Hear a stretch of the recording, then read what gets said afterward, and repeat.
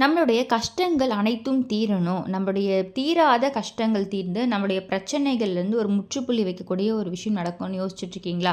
இந்த பதிவு உங்களுக்காக தான். நம்மளுடைய முக்கியமான ஒரு பெரிய விஷயமா நம்ம கருதக்கூடிய ஒரு கஷ்டத்தில் ஒரு விஷயம் தான் கடன். அந்த கடன் பிரச்சனையை தீர்க்கிறதுக்கும், அந்த கடனை அடைக்கிறதுக்கான பண வரத்துக்கோ, இன்றைய தினம் நீங்கள் ஒரு எளிய விஷயம் செய்யுங்க. 5 நாட்கள்லேயே உங்களுக்கு நல்ல மாற்றம் தெரிய ஆரம்பிக்கும். ஸோ அப்படிப்பட்ட ஒரு சக்தி வாய்ந்த தாந்திரிக பரிகாரம்னு இந்த பதிவில் பார்க்க போகிறோம்.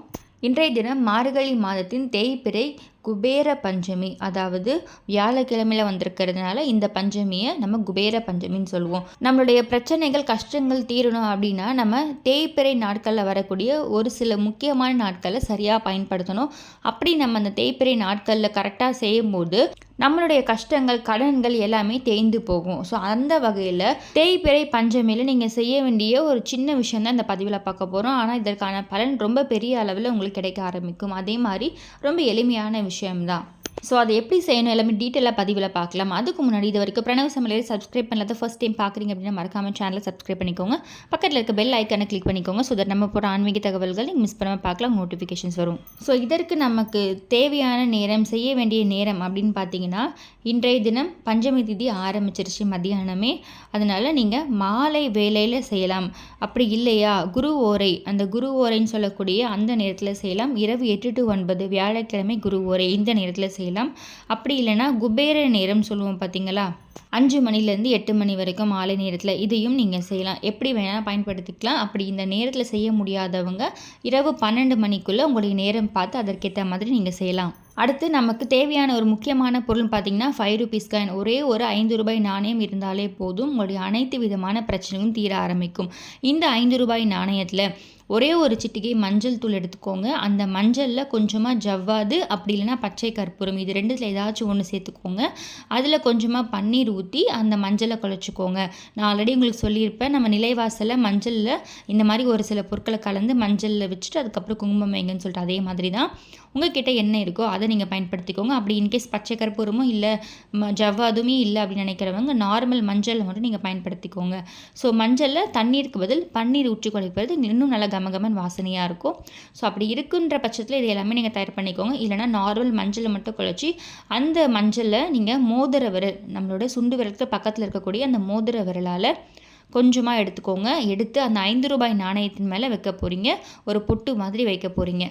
அடுத்து இந்த 5 ரூபாய் நாணயம் பார்த்திங்கன்னா பொட்டு வச்சு ரெடி பண்ணியாச்சு. உங்களுடைய கையில் இந்த 5 ரூபாய் நாணயத்தை வச்சுக்கோங்க. வச்சுட்டு வராகி தேவி என் வளங்களை பெருக்க எனக்கு ஆற்றலை அளிக்கிறாள். வராகி தேவி என் வளங்களை பெருக்க எனக்கு ஆற்றலை அளிக்கிறாள். வராகி தேவி என் வளங்களை பெருக்க எனக்கு ஆற்றலை அளிக்கிறாள். இந்த மாதிரி நீங்கள் நிறுத்தி நிதானமாக பொறுமையாக மனசில் இதை சொல்லிவிட்டு வராகி அம்மனை நினச்சிட்டே இதை சொல்லணும். நம்ம ஏன் குறிப்பாக நம்முடைய பிரச்சனைகள் கஷ்டங்கள் கடன்கள் இது எல்லாமே தீரணும் அப்படின்றதுக்காக வராகி அம்மனை வேண்டுறோம் அப்படின்னு பார்த்தீங்கன்னா, பொதுவாகவே நம்முடைய கஷ்டங்கள் அனைத்துமே தீர்க்கக்கூடிய தெய்வத்தில் முக்கியமாக சொல்கிறது பார்த்திங்கன்னா உக்கிர தெய்வங்கள் தான். உக்கிர தெய்வங்கள் தான் நம்முடைய கஷ்டங்கள் அனைத்தையுமே தீர்க்கும்னு சொல்லுவாங்க. அந்த வகையில் உக்கிர தெய்வங்களில் ஒருத்தர் தான், அந்த வரிசையில் தான் வராகி தேவியும் வருவாங்க. இது இந்த வராகி தேவி உக்கிர தெய்வங்களில் ஒருத்தவங்க அப்படின்றது முற்றிலும் உண்மை. அதே மாதிரி தான் வராகி அம்மனை நீங்கள் முழு மனதோடு நினைத்து கஷ்டங்கள் தீரணும்னு வேண்டி நீங்கள் என்ன வேணாலும் சரி, கண்டிப்பாக அந்த கஷ்டங்கள் அனைத்தையுமே தீர்க்கிறதுக்கான ஒரு வழியை வராகி அம்மன் உங்களுக்கு காட்டுவாங்க. அந்த வகையில் உங்களுக்கு வராகி அம்மனுக்கும் விசேஷமான ஒரு நாள் அப்படின்னு பார்த்தீங்கன்னா இந்த தேய்பிறை பஞ்சமி. தேய்பிறை பஞ்சமியில் வராகி அம்மன் நினச்சி நீங்கள் வழிபாடு செய்தால் உங்களுடைய அனைத்து விதமான கஷ்டங்களும் கண்டிப்பாக தீரும். இப்போ வராகி ஃபோட்டோ இருக்கிறவங்க வராகி வழிபாடு செய்யணும், வராகி ஃபோட்டோ இல்லைன்னா வழிபாடு செய்யக்கூடாது, இந்த மாதிரி எதுவும் இல்லை. வராகி அம்மன் ஃபோட்டோ இல்லைனாலுமே நீங்கள் நார்மலாக ஒரு விளக்கேற்றி வச்சு உங்களுடைய வழிபாடு செய்யுங்க. அந்த விளக்கே வராகி அம்மனாக நீங்கள் நினச்சிக்கலாம். ஸோ ஃபோட்டோ இருந்தால் ஃபோட்டோக்கு முன்னாடி வழிபாடு செய்யலாம். அதே மாதிரி இப்போ நீங்கள் மனதார நினச்சி இந்த மந்திரத்தை சொன்னாலே போதும், வராகி அம்மன் உங்களுடைய கஷ்டங்களை தீர்த்து வைப்பாங்க. இப்போ நான் சொன்ன மாதிரி உங்களுடைய கையில் அந்த 5 ரூபாய் நாணயத்தை வச்சுட்டு வராகி தேவி என் வளங்களை பெருக்க எனக்கு ஆற்றலை அளிக்கிறாள்னு சொல்லிட்டு ஒரு 5 நிமிடம் சொல்லி முடிச்சிருப்பீங்க. அடுத்து உங்கள் வீட்டில் யாருக்கு அதிக அளவில் கடன் பிரச்சனை இருக்கோ அவங்களுக்கு கடன் பிரச்சனை முற்றிலும் தீரணும்னு சொல்லி வராகி அம்மனை மனதார வேண்டிக்கோங்க. ஒருவரை தான் நினைக்கணும். இப்போ உங்களுக்கு கடன் இருக்குன்னா நீங்கள் உங்களை மட்டும் நினச்சி வேண்டிக்கோங்க. இல்லை உங்களுடைய வீட்டில் யாருக்காச்சும் கடன் இருக்குது, இல்லை உங்களுடைய கணவருக்கு கடன் இருக்குது, இல்லை உங்கள் மனைவிக்கு கடன் இருக்குது, ஸோ உங்களுடைய பிள்ளைகளுக்கு கடன் இருக்குது, இல்லை உங்கள் பிரதர் சிஸ்டருக்கு வந்து கடன் இருக்குன்னா, யாருக்கு கடன் இருக்கோ அவங்க ஒருத்தரை மட்டும் நீங்கள் அவங்க ஒருவருக்காக தான் வேணும். நிறைய கடன் இருக்குது, நிறைய பேருக்கு கடன் இருக்குன்னா எல்லாரையுமே வேண்டக்கூடாது. ஒரே ஒருத்தரை மட்டும் யாருக்கு அதீத கடன் இருக்கோ அந்த பர்சனை மட்டும் நீங்கள் மனசில் நினச்சிட்டு அவங்களுடைய கடன் தீரணும்னு சொல்லி வேண்டிக்கோங்க. இந்த ஒரு வரி மந்திரம் இப்போ சொன்ன பார்த்தீங்களா, அதை சொல்லி முடிச்சதுக்கப்புறமா நீங்கள் மனதார வராகி அம்மனை வேண்டிக்கோங்க. வேண்டிட்டு அதுக்கப்புறமா இந்த ₹5 நாணயத்தை ஒரு சின்ன துணியில், அப்படி இல்லைன்னா வெள்ளை நிற பேப்பர் இருக்குன்னா அந்த பேப்பரில் மடித்து நீங்கள் வந்து சமைக்கிறதுக்கு நம்ம பயன்படுத்தக்கூடிய அரிசி பானை, அரிசி பாத்திரம் இருக்குது பார்த்தீங்களா, அது எது ட்ரம்மு இல்லை பிளாஸ்டிக் ட்ரம், நீங்கள் எதில் வச்சுருந்தாலும் ஓகே, அந்த அரிசி கொட்டி வச்சுருக்க பாத்திரத்தில் அப்படியே அதை மறைச்சி வச்சுருங்க. துணின்றப்ப மஞ்சள் துணி இல்லை உங்கள்கிட்ட க்ரீன் கலர் துணி இருக்குது, எந்த துணியாக இருந்தாலும் சரி சின்ன துணியில் மடித்து வச்சுக்கலாம். இல்லை நார்மல் ஒயிட் பேப்பரில் மடித்து நீங்கள் அப்படியே அதை மறைச்சி வச்சுருங்க. ஸோ இதை வந்து எத்தனை நாள் இருக்கணும்னு பார்த்தீங்கன்னா 5 நாள் அப்படியே இருக்கட்டும். 5 நாட்களுக்கு அப்புறமா அந்த அரிசி பாத்திரத்தில் இருக்கக்கூடிய இந்த ₹5 நாணயத்தை எடுத்து நீங்கள் சுப காரிய செலவுகளுக்கு பயன்படுத்திக்கலாம். நீங்கள் கோவிலுக்கு போகிறீங்க, இல்லை பூ வாங்குறீங்க, அந்த மாதிரி சுப காரிய செலவுகளுக்கு இந்த ₹5 நாணயத்தை இதில் ஆட் பண்ணிக்கோங்க. இந்த மாதிரி நீங்கள் செய்து பாருங்கள். அந்த 5 நாட்களுக்குள்ளேயே உங்களுக்கு நல்ல மாற்றம் தெரிய ஆரம்பிக்கும்.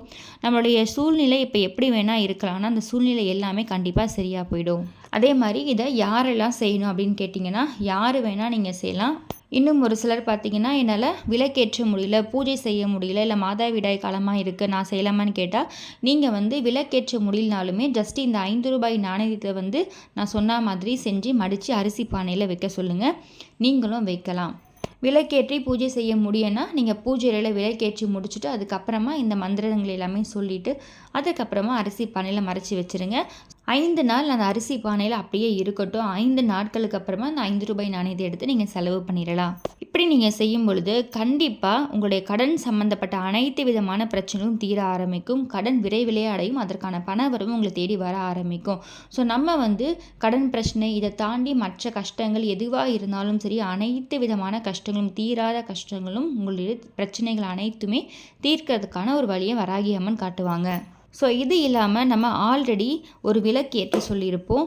அந்த விளக்கும் நான் வீடியோட எண்ணில் உங்களுக்கு கொடுக்குறேன். டைம் இருக்குன்னா செக் பண்ணி பாருங்கள். ரொம்ப எளிமையான தீபம் தான். அந்த தீபம் ஏற்றி நீங்கள் வழிபாடு செய்கிறதுனாலையும் உங்களுடைய பிரச்சனைகள் அனைத்தும் தீரும். நவகிரகருடைய பாதிப்புகள் இருந்தாலும் இதற்கப்புறமும் வராமல் உங்களை பாதுகாக்கும். நம்ம செய்யக்கூடிய இந்த மார்கழி மாதத்தில் நம்ம செய்யக்கூடிய ஒவ்வொரு பரிகாரங்களும் ஒவ்வொரு விஷயங்களும் உங்களுக்கு ரெட்டிப்பான பலனை கொடுக்கும்.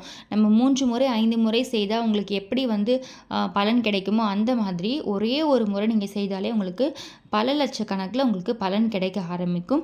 ஸோ அதனால் இந்த மார்கழி மாதத்தில் ஒவ்வொரு நாட்களையுமே நீங்கள் தவற விடாமல் கண்டிப்பாக தினம்தோறும் தீபம் ஏற்றுங்க, விளக்கேற்றுங்க, உங்களுடைய வேண்டுதல்களை வைங்க, உங்களால் முடிஞ்ச தான தர்மங்களை செய்யுங்க, எளிமையான தாந்திரிக பரிகாரங்களை செய்து பாருங்கள்.